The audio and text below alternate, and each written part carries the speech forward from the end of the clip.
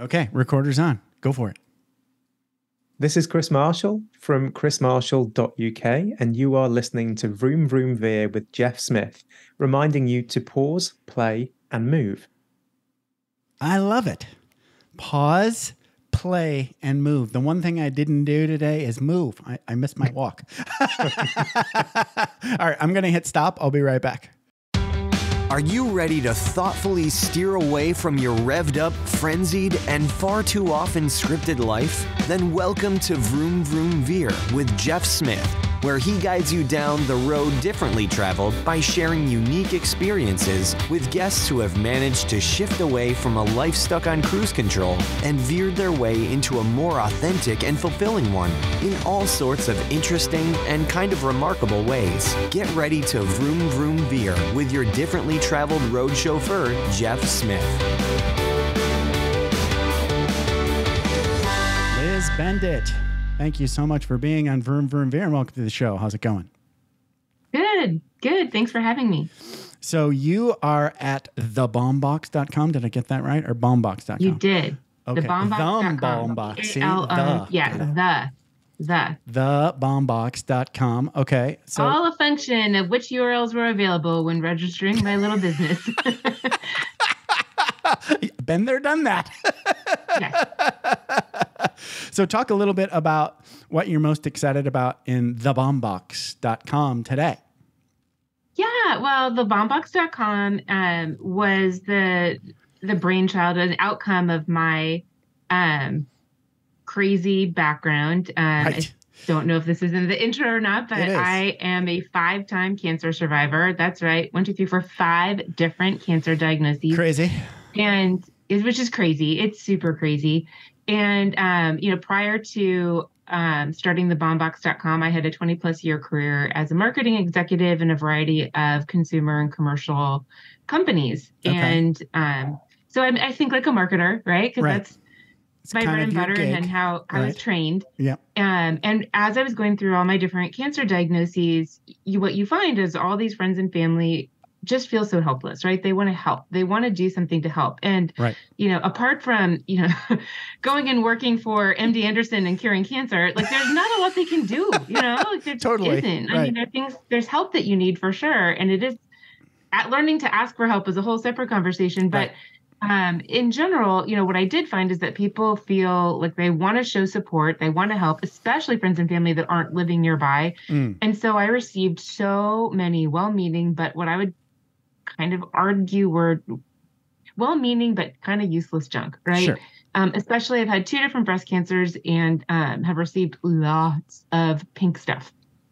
And because breast cancer has declared pink the color of breast cancer, they own it. They've done a nice job of branding pink as breast equals breast cancer. And yet, so as a result, you see a lot of pink stuff, pink mugs and tote bags and t-shirts and How many pink things do you really need? Right.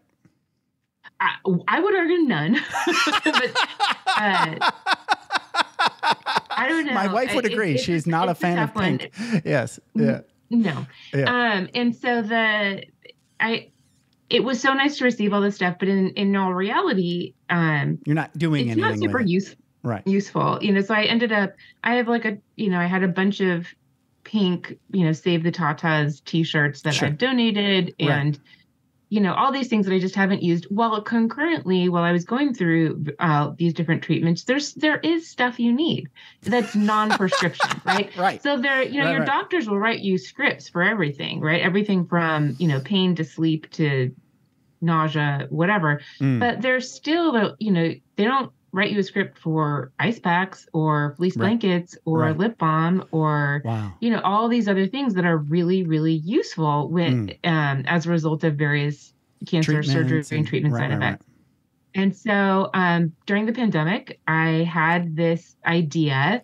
Well, that's not true. Let me go back. In 2017, when I was going through radiation for breast cancer in particular, I, and again, receiving a whole lot of pink stuff and concurrently going through a pretty intense radiation where chunks of skin were falling off and turning black, and it was gross and scary. painful. Yeah, it's painful. And receiving a whole lot of, like I said, pink stuff. And what I needed were like deodorant that was aluminum free that my radiation oncologist would let me use, because they don't let you use. Like, it's so stupid. But and finding one that actually prevents sweat. I don't know. Or like I found one. We can get into that. Working, and I was, and I had, but I needed a lot of ice, and so I need multiple ice packs, and the ice pack because that was really for me. And but they would leak through my clothes, right? So then how do I, like, so you're walking with like these wet stains, especially in your chest area. It's like embarrassing, right? So you want something that's more discreet. And I just needed all these things, and I didn't. And so here I am on like Google or going to Whole Foods and trying to like buy all this stuff, while concurrently, by the way, still working full time, have a mom of 2, Girl Scout troop leader, because I'm crazy like that. Like, just all of this stuff is going on. Right. And I'm like, where is the box of You put stuff? cancer treatment on your to-do list, basically. You're like, yeah. I mean, it's really true. And I was super arrogant too. Like when the radiation oncologist, I did all the meetings with her, she's like looking at me, because I was in my early mid-40s, and she was like, and at the time I was running half marathons. So she's like, oh, you're so healthy. You're so young. You're going to sail right through this. It's no big deal. So I scheduled all of my radiation appointments for 7:45 in the morning, so that the only thing I was planning on not doing was driving my kids to school. And that was on my husband. And then I would go to radiation in the morning, go to work. And that's just how I would fit it in. And and I can see how the radiation oncologists would see that, because when I was in the waiting room, you could see that the vast majority of people in the waiting room were much older and in more frail health. So I can see how comparatively I looked just you look like you're just going to kill this, right? Yes. Yeah, like it was no big deal. But you never really know whose skin is, or how your skin is going to react. And unfortunately, mine reacted quite badly, and it was quite painful. And it ended up being a much bigger inconvenience and challenge than I had anticipated. Right. So, anyway, so the idea for Bomb Box stemmed from that. I was like, where is, this radiationrelief.com? That was my original idea. And then over time, I just kept noodling with it, writing business plan, playing with this idea. But it's not like I gave it all that much time and effort, right? Because I was a working mom. Yeah. Executive and busy. And so it's kind of like, thank God for lockdown, right? It kind of gave you the time. It's so true. Right? Yeah. It's so true. The lockdown made all of a sudden I didn't have to, drive to tennis tournaments or volleyball matches or orchestra concerts or Girl Scout troop meetings, like all of that stuff just went away. And I had the time to really think about it. And I thought, okay, well, as a marketer, let's write a survey. And brilliant. It was this really long survey, and it went down 2 paths. So if you'd previously had cancer, you answered a series of questions about the kinds of tools that you would like to use and receive as a gift. And people that had previously purchased gifts for cancer patients, how much did you spend? What did you buy? All that stuff. And the survey was amazing. So first of all, it was super long. It took like 45 minutes to answer. It was insane. Nowadays, nobody would answer that thing. But during lockdown and everyone's in front of their computer and bored out of their minds, it was something to do. And it went viral, which was amazing. Wow. Good for you. It collected almost 600 responses. So it was statistically viable or valid, as my analysts like to say. And and it completely validated my experience. The vast majority of cancer patients, when you ask them to rank or to rate, various items on a scale of 1 to 5, 1 being low, I don't want this, 5 being yes, this is great. The highest performing items across the board were all functional. Ice packs, lip balm, fleece blankets, essential oils, right? Like lotion, things that were really, really useful. Things that got 1s across the board that nobody wanted: Kicking Cancer tote bags, Kicking Cancer coffee mugs, worry Pink stones, things. inspirational poetry, things that I would kind of articulate, or I would probably cordon off as like inspirational, right? And, right. And non-functional, as they say. Yeah, I mean, and again, it's if you search for a cancer care package on Google or Etsy or anywhere, you're gonna get a lot of that non-functional stuff, right? The non-functional stuff, and I thought, and then you ask cancer gift buyers, or what I call I kind of categorized as caregivers, right? So if you were a friend or family member who has cancer, I'm calling you a caregiver. Right. It's a broad term in my little world. And so caregivers, you ask them, how are you spending your money and what are you buying? And it's almost entirely food and flowers. Right. And so you have this real disconnect, right, between what people want and need and what they're actually getting, and a lot of money being spent that's wasted. And I thought, wow, here's this really big opportunity. And so that had me rethink the business and make it bigger, right? So it's not just radiation. It can be surgery. It can be chemo. It can be, any number of treatments, and pulling all that together into a business. And yeah, the pandemic gave me, and then right around the same time, you talk about vrooming and veering. Well, this was my big veer. Right. At the within 6 weeks of each other, we had lockdown. I got offered the opportunity to teach part-time at the University of Kansas School of Business, which was great because it's kind of a really great little flexible part-time job. So it provides me a little bit of income, as I went into entrepreneurial lunch, and I got laid off. So wow. Perfect fantastic. Timing. It was just perfect.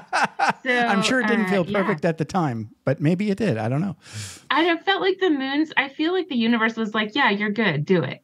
And it was That's great. Really, really terrifying because we were a 2-income family, and to go to basically 1.25 was a lot. But it That's also a big deal. Yeah. The pandemic also reduced our expenses like everybody else because there just wasn't as much stuff to do. There's nowhere to go to spend money. Right. Yeah. So it kind of all magically worked out. I don't know, that taking that leap was amazing. And I've never looked back. It's been amazing. I can't do it. I'm really, really grateful. So I still teach part-time at the KU School of Business. Nice. Doing my class load waivers. I'm only teaching one class in the spring semester, but sounds perfect. Yeah, it's great. It's really great. I love being part of the university. I love being around students. They're so smart, ask great questions. They're interesting. Yeah. And you learn probably more than they learn, right? I'd like to think I teach them good things, but who knows, right? Well, that's just kind of like my outlook. Most people that want to learn something, the best way to learn something is to teach something. It's true. No, it's absolutely true. It's kept me on top of my game. I've gotten a lot of ideas from researching, from reading various case studies, and you know what I mean, and keeping up on my side. And of course, my colleagues do some really interesting research as well that I read. So yeah, it's worked out really, really well. And the business itself has evolved, which has also been really fun process to go through. Yeah, so, I love it. So let's talk about Liz Benditt. Love that name, by the way, Benditt. Sure. Before you got cancer, because your first cancer was 2009, right? Yes. So let's go even further back than that. Let's go with where did Liz grow up and what was Liz like in high school? Because you had a whole life, right? You had a whole life before 2009. This is true. It's hard. It's hard to remember. The olden days. It's in the days. I'm old. Me too. I'm older than you, so it's okay. I was born in Southern California, and when I was 12 years old, my family relocated to Naperville, which is a suburb of Chicago. And then when I was 16, they relocated again to a town called State College, Pennsylvania, which is the college town where Penn State University is. Okay. And growing up, I was always interested in things that revolved around performing, right? I liked to dance, gymnastics, theater. That was my jam. Okay. And so I got to State College, and the best way to immediately make friends and get involved was I tried out for cheerleading and ended up in the varsity cheerleading squad my junior and senior year. It was, and I had a great time. I loved it. It was a lot of fun. Great and where'd you go to college? That was undergrad. That was that was high school. Oh, in high school. Okay, you were still in high school. Wow. Yeah, I know, it's weird. So if you think about Penn State universities. Okay, so you were in the town. Yeah. Right. Okay, so that's how I got confused. Penn State University's town is State College, Pennsylvania. Penn State's, they are the Nittany Lions, and the State College area high school's mascot are the Little Lions. So. So yeah, there are lots of cheers that start with little lions. Yeah. Yeah. Okay. So that was me growing up. Yeah. I like it. But like, that's a weird transition too. Like go from Southern California to Chicago area to Pennsylvania. Yeah. You've got three different pieces of the U.S. because California is completely different than the Midwest and the East Coast. Very much so. Thoroughly Very much different. so. I wish it's so like all these little things. Like when living in California, I remember we used to refer to our parents by their first names. That was just what it was done. Right. My friend Tracy's mom was typical. Trisha. Right. And in the Midwest, I referred to someone's parent by their first name, and it was like the wrong thing to do. Yeah. It's like Mrs. this or Mr. that. Yeah. So, and it was just so considered formal. so rude, and I had no idea, Right. So just there's a lot of little cultural things like that were for sure different. I mean, I grew up in Michigan, so I Midwestern guy all the way up until high school, until I joined the Air Force. But I retired in the West Coast, right? So West Coast is completely different. Everybody, the work attitude in the West Coast, all over the West Coast, is so laid back. I mean, everybody's the first name and nobody's Mr. this or Mr. that. And it's just like, well, maybe we'll have staff meeting at 8, but he might roll in at 8:30 or 9, or maybe we'll just cancel it. It's just all very not Midwest, Midwest, East Coast. Everything's just so like, I don't know. I guess it depends on where you do what you are, because so at some point I eventually did make my way back to Los Angeles briefly to get my MBA at USC. Okay. And the summer in between my first and second year of grad school, I worked in Barbie fashions. Wow. At Mattel Toys. Where's Mattel Toys? Where is that? Somewhere? They're in El Segundo. Oh, okay. Wow. The reason that I asked is because I saw an office for Mattel in El Segundo. So I was like, So I drove by that building several times, all the time. I'm very familiar with El Segundo. Have you ever heard of LA Air Force Base? Yeah, it's right. Yeah, it's right there. It's a industrial area. It's not pretty. No, the offices are gorgeous. They're nothing like they look like in the Barbie movie. It's completely at least from my recollection different. 20 years ago. Yeah, right? Yeah. And when you were there, it was the old version of that base. They redid it while I was there. So they tore down like the half that was on the other side of the road, and they made this gigantic boat of a building. Yeah. Well, all I was going to say is like the work ethic at Barbie was pretty intense. Those people work hard. And if there's an 8:00 meeting, you show up at 8:00 like that. And in fact, you're there at 7:45 ready. Like it was a very, very serious, intense. The El Segundo, I think the government rubbed off on the El Segundo work ethic. It sounds like the Air Force Base was a less structured place to work than the Mattel in my experience. 30 LA years Air ago, Force so Base that's was kind of hilarious. very, very laid back. Yeah. I did have a boss that was very into clock watching, though. after doing high school in rural area, I was ready to go hit an actual city. So my undergrad, I went to Boston University and got my degree in mass communications. Oh wow, Boston! And my senior year, I had a professor who I was like a mentor of mine, and he got recruited by Disney to go work at Walt Disney World at a new resort called the Disney Institute. Interesting. And, oh, wow. Which doesn't exist anymore.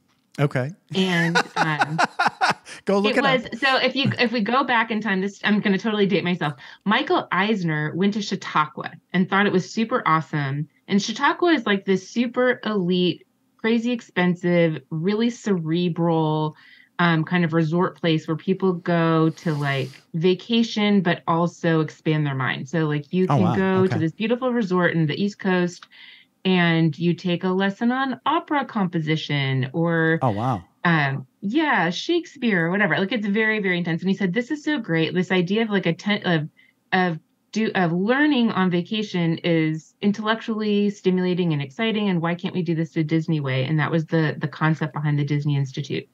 So my professor, Steve Sklow, was recruited to be the head of the broadcast arts division, and he recruited me to be his production assistant. And and I moved to Orlando and had Orlando's 3 years a great city.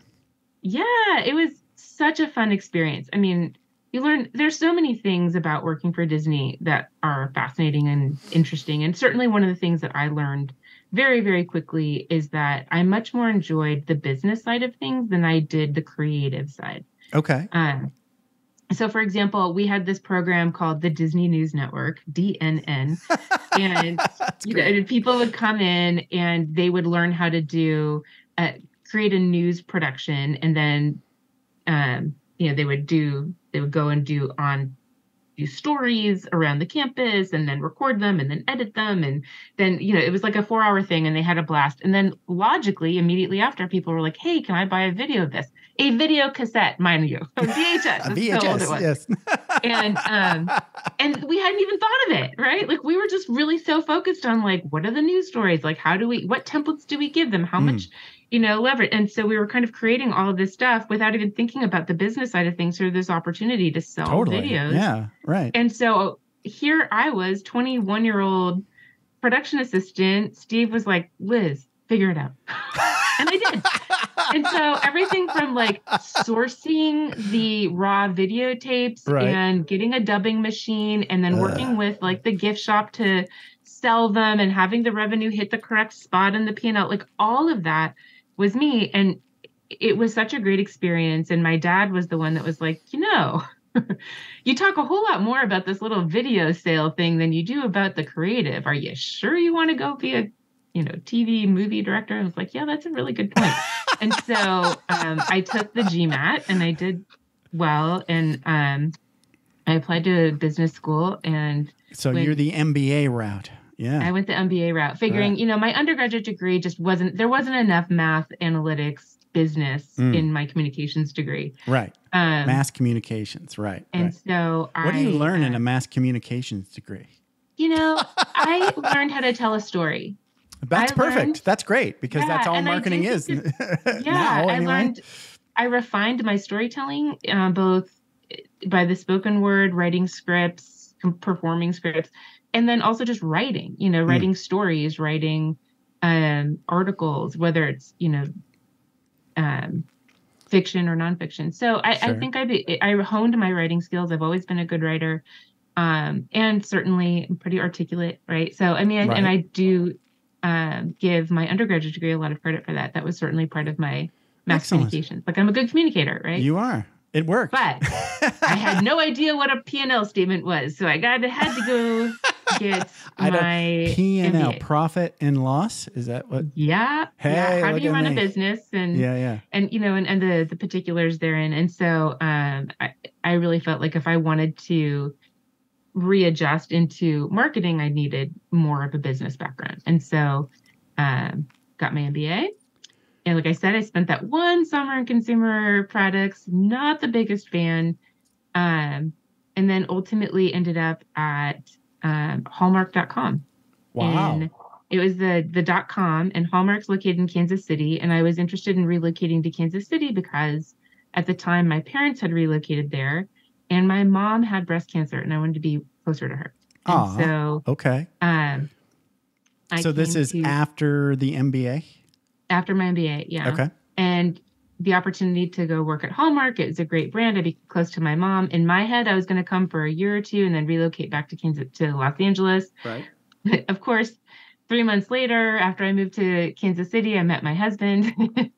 Then life happened. Never left. Yes, then life happened. Yeah. And it worked out. It worked out really, really. It was kind of all meant to be, I feel like. And my mom recovered. She's doing great. Great. And only got cancer one time. Yeah. Yeah. You're an overachiever. Clearly. Okay. So, yeah. So you're working along then. You're enjoying life doing marketing for Hallmark.com. So what are you doing? So I was at Hallmark.com, and then eventually moved over to the Gold Crown Card program, and created kind of a proficiency in loyalty marketing, rewards program, right? Retention marketing. How do you get, once somebody has found your brand, your product, how do you get them to come back more often and spend more money? Gotcha. And we want your other really money too. My area of expertise. Okay. And and at that same time, I got engaged, I got married, left for my honeymoon, came back. And one of the major projects I'd been working on got canceled while I was out for my wedding and honeymoon. And I was pissed. And so instead of wait, where did you go for your honeymoon and was it fun? Oh, where did I go? We went to Costa Rica. Oh, Costa Rica. I've heard good things. Se hablo español? Very, very little. I don't either. Yeah.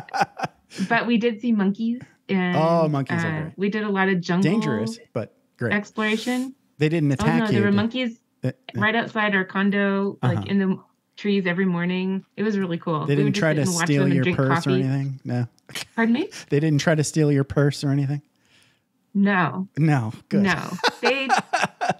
They never approached us. They just liked That's good. Whatever was in the tree. It's like a natural kind of monkey. They're not like unafraid of humans. They're like, what are those guys? We don't like those. Stay away. The resort we were at was really small and there weren't that many people there. So, and this was also, again, I think that Costa Rica is like a cruise port now, but at the time it was really remote. Okay. So fly in, fly out kind of deal.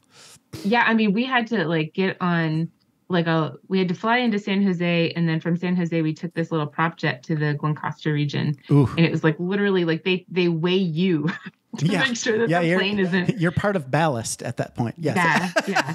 And it's not like you have an assigned seat. Yeah, that's exactly right. Like based on like your height and weight. It was totally. It was pretty intense. Yeah. It was very small. I learned a lot accidentally in the Air Force. And one time I was working with a bunch of crew chiefs. Those are the guys that fix the jets. Mm-hmm. And I had very little to do in this job.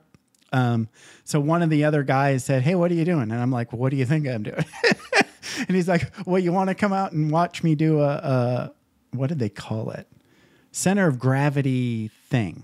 Right. So every time before a plane goes in the air, they have to run through all these different things where they're weighing the plane and moving these pieces of ballast. They're just like metal plates that they slide around until the weight is right. Right.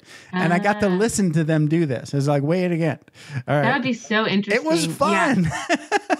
I mean, this was Costa Rica when did we get married? 2002. Okay. So we went, ziplining, and fun. We didn't sign any waivers. So we joke. Welcome to South America. That's right. You just OSHA show up and is at home. And they ratchet you to a harness, strap you hook you in the chain, and push you off the platform. Good luck. It was, in Espanol. So, it was again. This was 2002, so it was 21 years ago. So it was a while. It was a while. So yeah. It was a while ago. But so, yeah, we had a fabulous time. But I came back, and like I said, and career-wise, I was very angry that a big project I had been working on for a year got canceled for political, silly reasons. Of course. And this is at Hallmark still, right? Pardon me? This is still at Hallmark. Yeah. And so instead of seeing it through, I was disgusted and angry. And I was newly married to a gentleman who had great health insurance.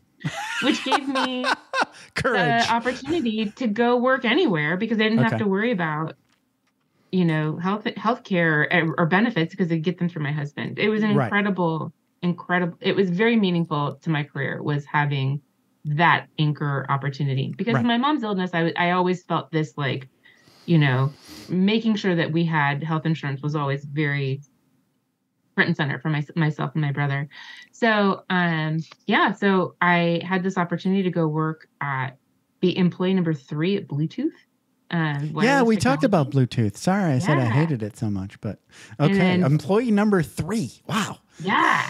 That's so working amazing. at a true startup experience. It was international. It was B2B. I was responsible for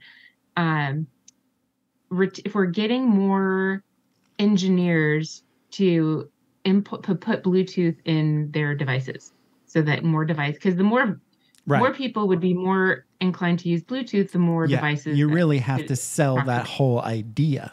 Yes. Which is a big job, number 3. It was amazing. It was so amazing. And so I got to travel everywhere. I mean, I was in Europe, I don't know, 7, 10 times. I mean, a bunch of times for various conferences and conventions and meetings. I've been to Asia.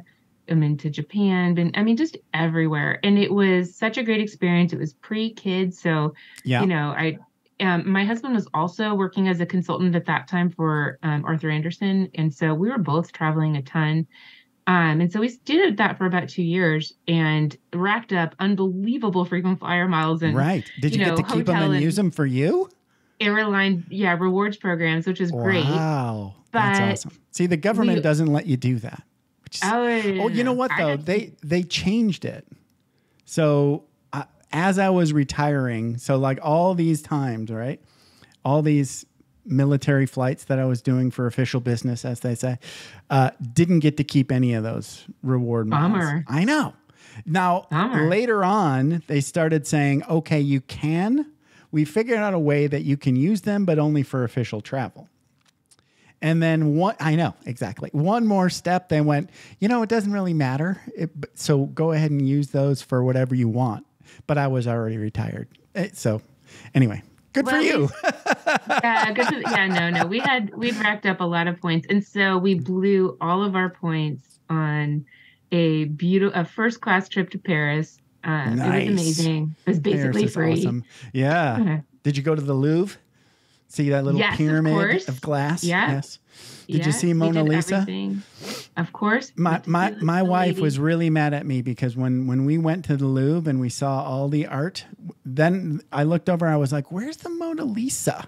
And somebody heard me say that and they pointed at this gigantic line for Mona Lisa, right? And I went, I'm not standing in that line.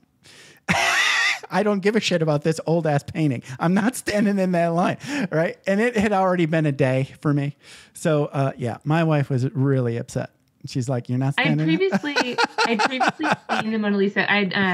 Between my junior and senior year of college, undergrad, I had studied abroad in London, and so a bunch of friends from London. Before we flew back home to Boston, at the time we did, we backpacked through Europe, and so I was at the Louvre with this group of maybe 6 girls. I don't remember, but I do remember my friend Kelly. Like we all felt like we had to see the Mona Lisa. Like it was just something you had to do. Right. And it was like, I don't remember. It was late in the afternoon. We were kind of tired. We'd been walking all day. We're trying to decide, what to do. And of course, 6 20-something girls trying to figure out their plans. Like it just gets a little catty. And Kelly her voice raises above everyone. She goes, let's just go to the Louvre, see the hoe, and then we can go get a cocktail. That's going in the show notes for sure. Yeah. I have to tell Kelly about that. I don't know if she remembers saying it. It's so very like. Did you see Mona Lisa? So you did. See the hoe. Yes. So you saw her once or twice? I did see her twice. We went back with my husband, and yes, and the lines were just as hideous 10 years later. So. Was it worth the wait? No. Right. Other than to say that you did, I don't know. Yeah. Thank you. Thank you. Yes. So I was in Hawaii forever. Well, not forever, 4 years. And it seemed like every time somebody wanted to come see me, they wanted to go back up to Diamond Head. And I had already done the hike more than I wanted to. Yeah. Right. Yeah. So I'm like, hey, if you want to do Diamond Head, I'll go to the park, but I'm not taking the walk. I've had enough. Right. I got a postcard. Yeah. No, I get it. I totally get it. Well, anyway, so we burned out our points, and then I decided that I wanted eventually to hire. I mean, it's kind of like I started doing the math. Like, okay, the clock is ticking. We want to have a family. In order to have a family, we need to be in the same place at the same time to make a baby.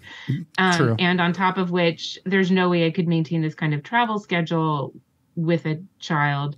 It's not realistic. Wow. And so working backwards, if I want to be somewhere where I have significant maternity leave, I need to work there for at least a year, right, before I have a baby. So it's time to move on in my career. So you have to buckle down now, as they say. Yeah, like I needed a job that would lend itself to a little bit more logical work-life balance. More stability, more stay-hominess. And I, like an idiot, I chose advertising. Okay. You sort of it seems like that didn't work out. So, okay, tell that story. Here's what I'll say. The work is amazing. I love the work of advertising. Like, pulling together the concept of, again, you learn, right? So it was building a campaign from scratch, like getting an assignment from a client, whether it's we have a new product launch or we need to, retain more customers, we need to, build a website at the time. This is, again, what am I thinking? 2000, trying to do the math here. 2003 or 4. Okay. We were building websites and then eventually apps for clients. But I mean, those were really new.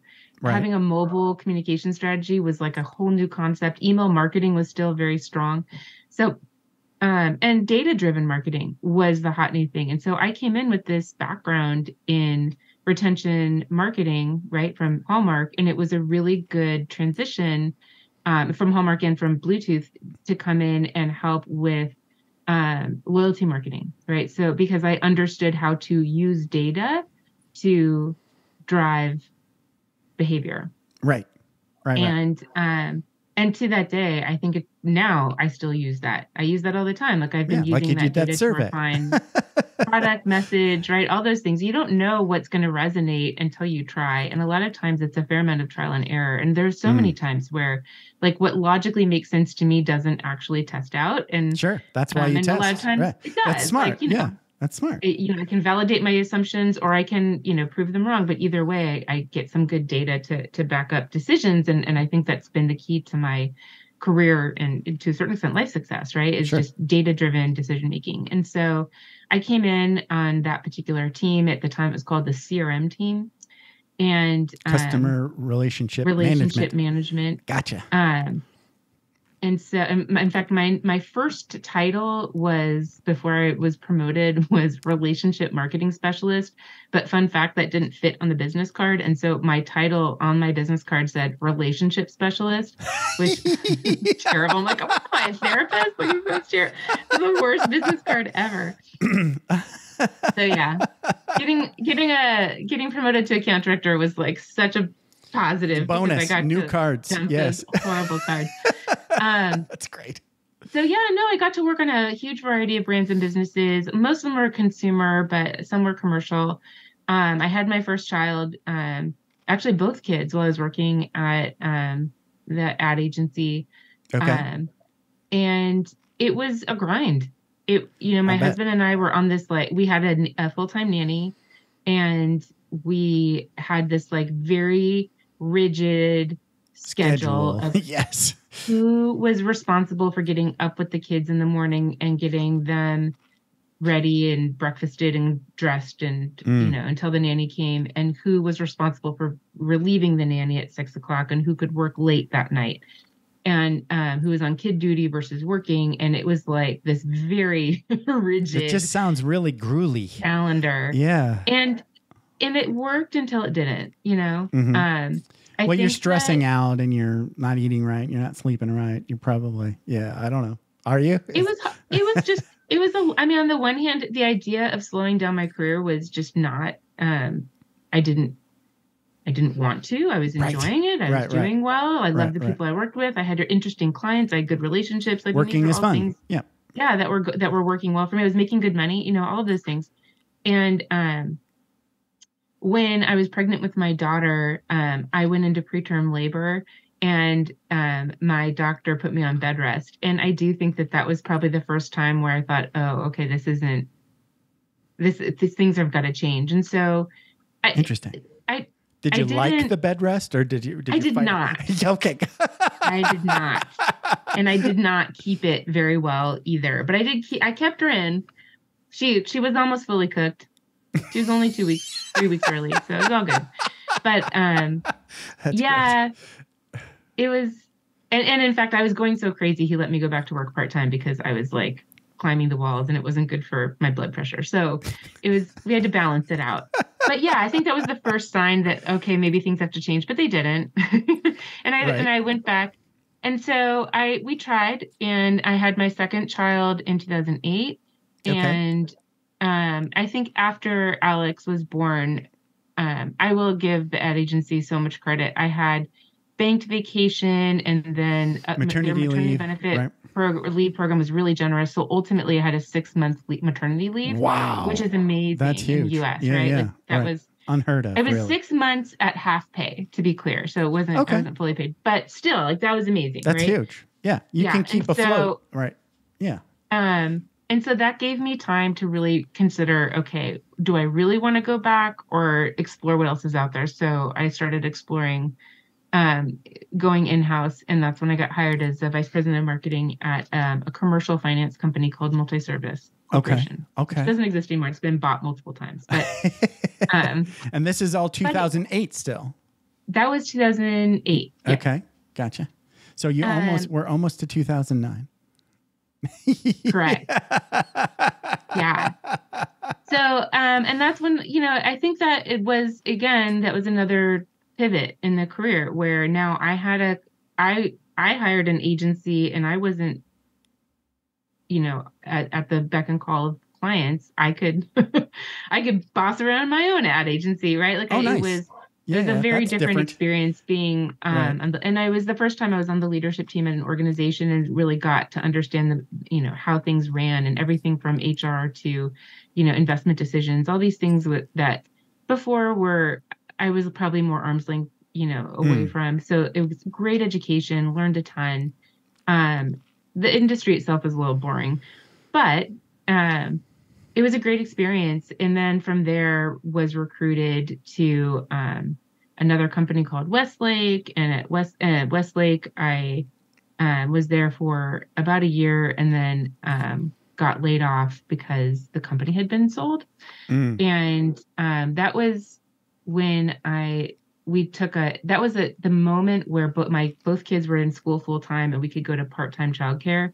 And I had this opportunity to interview at a nonprofit. Oh, nice. At the Lyric Opera of Kansas City. And the cut and pay was almost exactly equal to how much less we were paying in childcare. Wow. Right. And it kind of, again, the moons aligned and allowed me to do that without it having like a significant impact on our income. And nice. I loved working in a nonprofit, being part of the arts community, going back to that original communications degree, like being part of the artistic process without being an artist was really fun. Right. I did that for a couple of years, ultimately got recruited away by a commercial equipment company. They offered me twice the salary I was making at the opera, and it was just too hard to turn that down. Up. Yes. Right. It was really, really hard. And so to this day, I still wonder, like, what would have happened had I not taken that. But I did make that move. So throughout all this, my first cancer was while I was VP marketing at Multi-Service at that commercial finance company. And it was one of these crazy ones. I had melanoma, and I didn't know it. So I had this like little mark on my leg. It was, to me, just a mole. It was no big deal. My mom kept nagging me to go to a dermatologist and have it checked out. And she was like really aggressive about me going and getting it checked out. Okay. And, 10 points to mom, because I finally, just to get her off my back, Right. Yes. went Stop annoying to the me. dermatologist. Leave me alone. Yes. And they took the nudge off, and 4 days later they called to say, hey, this is melanoma. We're going to make an appointment with a surgeon. Whenever that appointment is, you need to go. There's no stopping. And I don't care what's on your calendar, you're going. And wow. It was like really intense. So it was like a Tuesday, I got the call, met with the surgeon, I think Wednesday, had surgery Friday. Like that's wow. Really, really so they're on 911 kind of schedule. Because melanoma is such a fast moving cancer, and because my the spot was so large, relatively speaking. I mean, again, large is relative. We were talking about, like, I don't remember anymore. 9 millimeters, like it was less than an inch, but still at the time it was considered quite big. Okay. And they said, okay, well, we're going to send this to pathology, and if it's spread to your lymph nodes, you'll have 6 months to live, and if it hasn't spread, you'll be fine. Just wear more sunscreen. Like, those are the choices. Yeah. So melanoma is one of those, because I think my dad had many melanomas, and they always just turned out to be nothing. Right. Well, there's lots of different kinds of skin cancer. Right. So if it's melanoma, it's not nothing. But if it hasn't spread, it is no big deal. This is true. Okay. So the catch is, if it hits your lungs or your liver, It's not good. So, okay. Interesting. I'm learning. Yeah, that was an intense weekend. You know, it was just and I was really grateful at the time to have toddlers at home. You know, my daughter was 3, my son was 1, and it was, you know, they're little need machines when they're that little. Yes. And it was good, you know, like they still need snacks and baths and story time and all this stuff. And so that kind of kept us sane. And then get the call Monday. It hadn't spread. I was going to be fine. Just wear more sunscreen. Wow. It's a little intense. You know, go back still to work. Scary though. And a year later, I had an abnormal reading on a mammogram. And in that reading, they came back and said, you need to come back.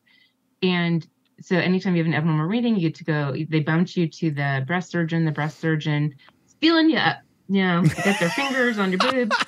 And then her fingers start traveling up to my neck, and she sees a lump in my neck that she doesn't like. She's like, well, let's go look at that too. Oh, no. So at the time, whatever was going on in my boobs was no big deal at the time. But in my neck, I had thyroid cancer 11 months after the melanoma. Oh my goodness. And so I thought, oh my gosh, so do I have to have surgery on Friday? You know, like, right. And they're like, no, it's not fast moving. We want you to do these labs first and whatever. And so you could get, as long as you have your surgery in the next 3 months, you'll be fine. Like this idea that like I was going to have to hang out with cancer for 3 months was just so crazy to me after everyone had been so like panicked over the melanoma. But I think in retrospect, it was a gift, you know, because I had time to like arrange the appropriate childcare and make sure that my mom was in town and, you know, all these things. It wasn't like the 911 emergency that the first one was. Right. Totally. And so the only challenge with that one is that I had a very, very, very, very rare side effect. It happens to 2% of patients. Where that's a lottery you don't want to win right there. No, it's not. Where as a result of my thyroid surgery, I became what's called hypoparathyroid. And we only found that out after I'd been released from the hospital and went into hypocalcemic shock. So that was not fun. Don't recommend that. 0 out of 10. Do not recommend. And hypothyroid. No stars. Yeah, it was bad.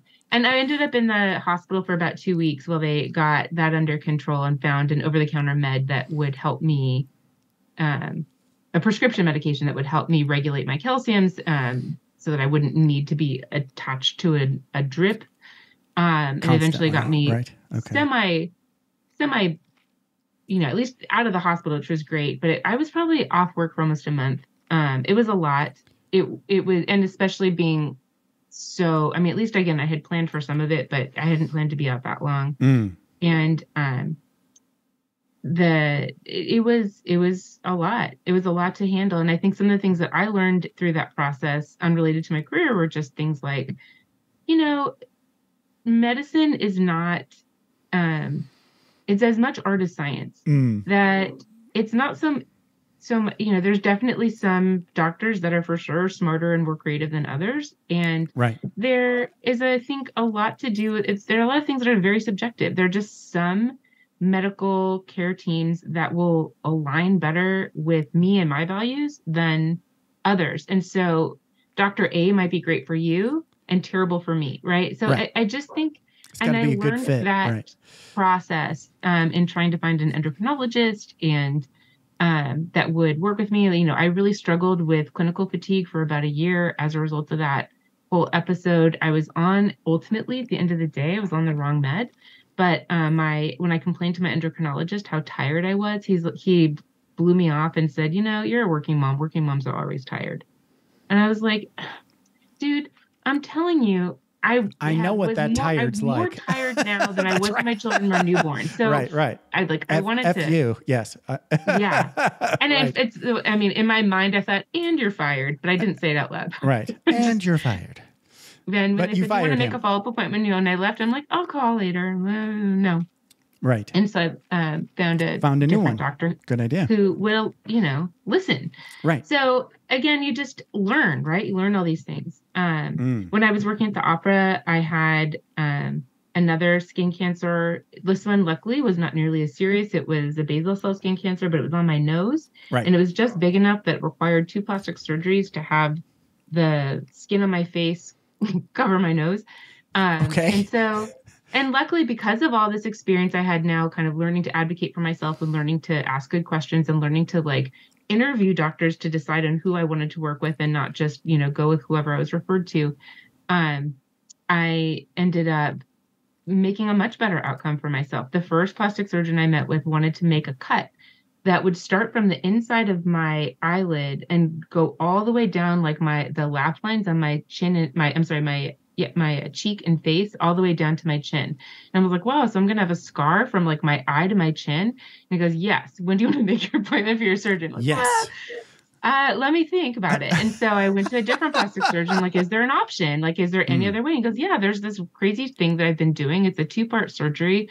It's not comfortable. It's added pain, but it leaves you with no scar. And I was like, sign me up.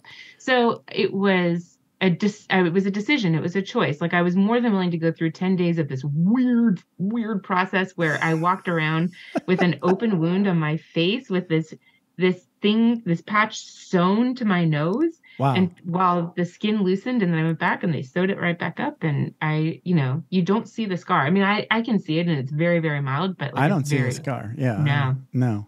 It was amazing. Yeah. Totally worth it. Right. So, I mean, and it'd be terrible, I think, to go through that 10 days of the open wound and only being able to do a sponge bath and like all this crazy stuff. If I didn't know, well, this is still the better option to having a giant C-shaped scar on my face. Yeah. Altogether, Right. So like, okay, this is worth it. Like understanding those trade-offs. Totally. But those trade-offs were important to me. They might not be important to you, right? So again, it just all comes down to, who you are and what your values are. So, my fourth cancer came along when I was vice president of marketing at Aero Manufacturing, that commercial transportation company. And that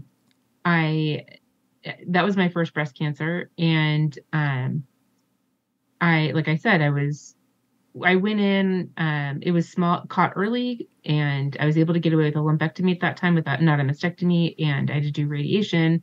And the radiation, like I said, I went in really arrogant, thinking no big deal, and it turns out that like I did not react well, and I was very, very sick and sore and tired. And again, I was really lucky. I was working for a small company that was incredibly gracious about me taking more time than I anticipated taking off and letting me, delegate tasks to other people and just not pulling my weight. And I was really grateful, and I offered to go on a half salary and they didn't take me up on it, which was incredibly generous. Like it was just, they were really, really good to me. And in that sense. And so again, you just learn all these different things. And ultimately, like I said, got to the, and that was when the idea for the bomb box really was in my head. And, but I was still working and making a really healthy salary, and we're a 2-income family, and all of those, and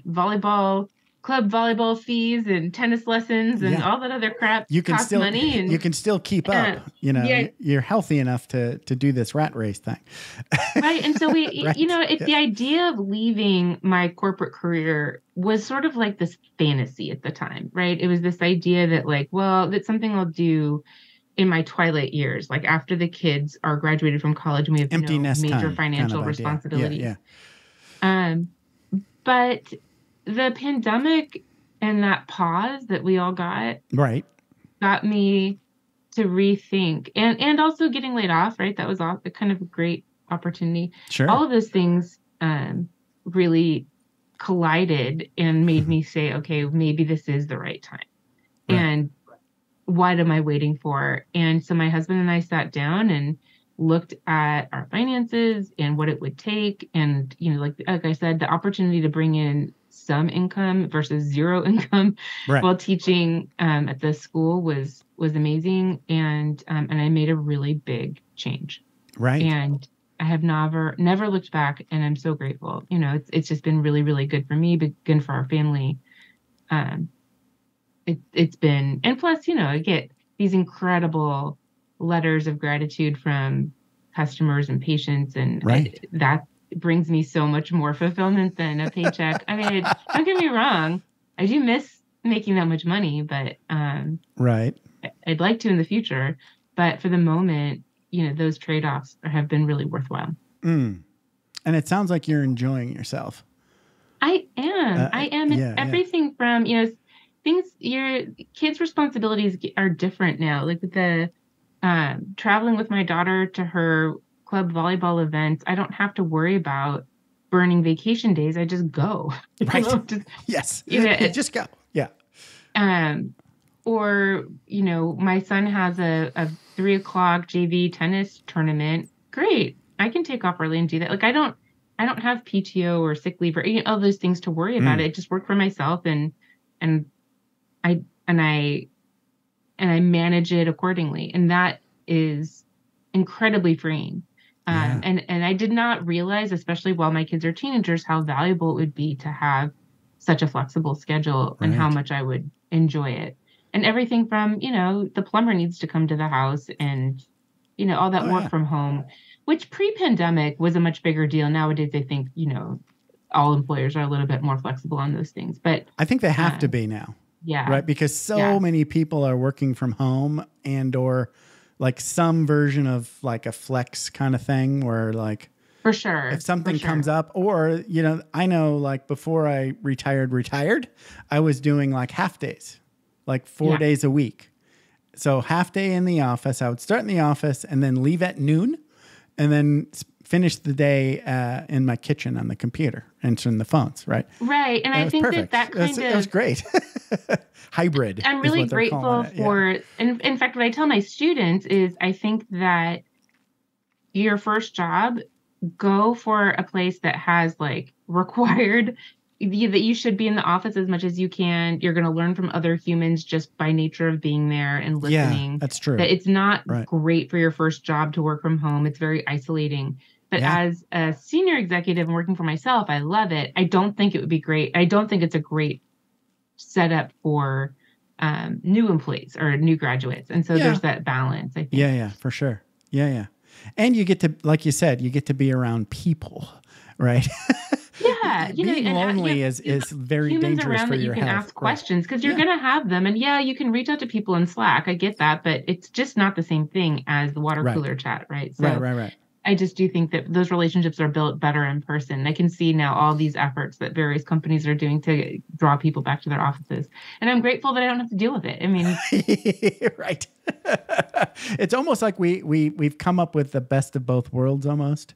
Yeah. It's like going to the office, like either like part-time in a day or part-time in a week. I think like some people are going to the office a couple days a week. Right. And they spend maybe a whole day there. Right. But it's just like the meeting day or whatever, Mm-hmm. Yeah. No, totally. So that's how I think my cancer has nudged me along. Oh, and then of course my fifth cancer, we haven't gotten to number 5. Right. I was diagnosed in December of 2022 with breast cancer in the opposite boob, which totally sucked. Yeah. Super rare. Again, I was kept looking for a stat on it, and it's so rare I can't find a stat. You're going to get, it's not a recurrence. It's just a whole new breast cancer in the other boob. My goodness. And went through a lot of agony, but chose to do a mastectomy. And but I only did the one. Mm-hmm. I did that in March, and I just had reconstruction surgery in July. So again, the ability to, and what's also amazing is that reconstruction surgery was originally scheduled for October, which was a really long time to wait. And it was really, that was a function not of my ability to do the reconstruction. It was a function of just the surgeon's availability. It's a super long surgery. Wow. It's called a deep flap reconstruction. And it's kind of awesome. They cut out your lower belly and they turn that into a new boob. How cool is that? Get a little tummy tuck at the same time. Yeah, and it's like a bonus. But it's an 8-hour surgery for a single. Goodness. I think it's 12 for a double if you're going to do 2. Wow. And so it's such a long surgery. It's a big OR hog. And so they only allow, at least in our area, the surgeons to reserve the OR once a week for it. And so there's just a backlog of patients. But luckily, again, I had this really flexible schedule, and there was a cancellation on July 11th, and they asked if I wanted it, and I had like 2 weeks, and I was like, heck yeah! So I took it. I'll ask my boss. Oh, it's me. Yeah, exactly. And I mean, it was just absolutely amazing because I was out of town the week before in Chicago with my daughter for volleyball nationals, and got home, and 2 days later had my surgery. And so, like that kind of ability to just be able to to jump on that opportunity. Had I been not working for myself, that would have been really hard. And trust me, and with 2 weeks notice, it was hard to also make sure that the business had coverage and that things would still keep going. Right. You still have to, it's not like an automatic, but yes, you have to take it. You got to make it work. Right. Yeah. But luckily I had employees in place and they were awesome. And I have a great ad agency and like people just jumped in. I said, hey, this is what I need. Can you do it? And people were amazing. So again, learning to ask for help when you need it and getting it is amazing. And it makes such a difference. So as we wrap up, let's talk a little bit more about thebombbox.com. Yeah. So what are some of people's favorite items to get? I suppose it depends on the nature. It totally does. It's so interesting. Some of our most popular products are specific to breast cancer. So we have a mastectomy box that has these really amazing pillows in it that I actually have manufactured specifically for BombBox. I have not seen anything so out there very similar. Designed by you. Yeah. That's great. Good for you. Yeah, and they fit. They're these weird, they look like giant apostrophes. Like they're big, C-shaped pillows, and they tuck under your arm so that it kind of separates when you have a mastectomy or even when you go through breast radiation. I would have loved these pillows when I was going through radiation to have it. The weight of your arm is very annoying to your upper body, and it's especially when you're sleeping, you want your arms propped up in a way. And so these pillows are fabulous in terms of like getting the weight of your arm off of your upper torso. We have another pillow product that is the same idea, but it's a seatbelt protector. So it's just this T-bone shaped pillow that tucks between you and a seatbelt, and it pulls the seatbelt tension away from your upper torso. So especially, again, if you've had any kind of upper body surgery, mostly like a mastectomy or a lumpectomy, or radiation or a chemo port, which is in your upper torso, it can be really tender, and having the seatbelt touch it hurts. And so having just this really simple pillow, and the pillows are so great actually that CVS reached out and they now are available for sale on CVS.com. It's very cool. These pillows? Yeah, the pillows. Yeah. Wow. So I can go to CVS and buy this. What did you call it? The seatbelt? On the website, not in the store, not yet. I'm on the website. On the website, yeah. So like, this has nothing to do with cancer? Well, but they do. On long trips and long car trips, if I don't wear the right pants, I'm in trouble. So I have what this condition that middle-aged men have called Dunlap disease. That means my belly has Dunlapped over my belt. And so I have to go to great lengths to make sure that whatever I'm wearing on a long drive is nice and loose. Right? Yeah. So because I just did it the other day. I think we went only to Utah, which is not that long of a drive. So you're talking like 4 hours of driving one way. No big deal, right? But wrong pants, that's a problem. That's a long time. Yeah. Well, so the seatbelt thing might have helped. Seatbelt protector. Yeah. It kind of pulls that tension off of your body while still keeping the seatbelt in place. So right. I think I might check that out, or just get some more sweats. It's a great product. So, like I said, those mastectomy packages are very popular. We have this great little quiz on the site, so it will guide you. So if you're not totally sure what to buy, we have this really smart 4-question quiz that will take you down a path and recommend particular care packages based on where your friend or family is in their treatment. And if you're not sure, we have the cancer care package, which is just the generic, a little bit of everything box. And so it's like the potpourri. And that's a big seller too. This will be way more useful than yet another pink tote. Yes. And it's not, and that should be very clear. While we do have breast cancer specific boxes, everything else is for anyone undergoing chemo. It doesn't have to be chemo for breast cancer, right? Anyone's undergoing chemo, radiation, right, is going to benefit from the radiation package, right? So those have been really, really well received, the treatment specific boxes. Well, Liz Benditt, you're going to get my award. I'll print you up a certificate. Life has given you plenty of lemons. Yeah. And you made some great lemonade. So good for you. Thank you. Thank you. Yeah, I'm really great. I'm grateful, right? Like I am grateful. I think I've learned a lot from my illnesses, and I think it's made me tons of silver linings, right? For sure. Yeah. For sure. And I love that like I've been able to give back a little bit to the community in this very unique way. And I'm excited. I'm excited about where we're going. That's great. Congratulations. Thank you. Good job. Keep going. Thank you. Hey, this has been a blast. You have a good one. Don't hang up just yet. We'll chat a little bit, but I'm going to hit stop because the show's up. Thanks for taking the time to ride along with us on another episode of Vroom Vroom Veer. For podcast info and show notes, be sure to head over to vvveer.com. That's VVER.com. Man, that's fun to say. And we'll catch up with you next time here on Vroom Vroom Veer.